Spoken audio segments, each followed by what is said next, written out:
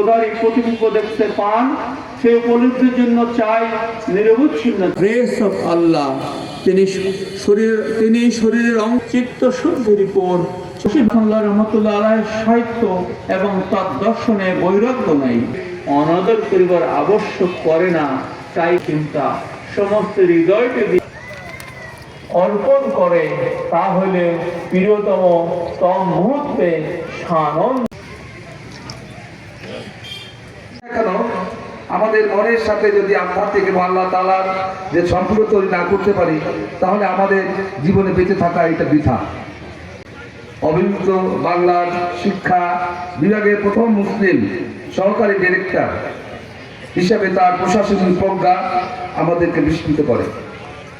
মক্তব, মাদ্রাসা আধুনিকায়ন এবং ঢাকা বিশ্ববিদ্যালয়ের প্রতিষ্ঠা আন্দোলনের সাথে তার নেপথ্য ভূমিকা ও শিক্ষানীতি পরামর্শ ইতিহাসে অনস্বীকার্য।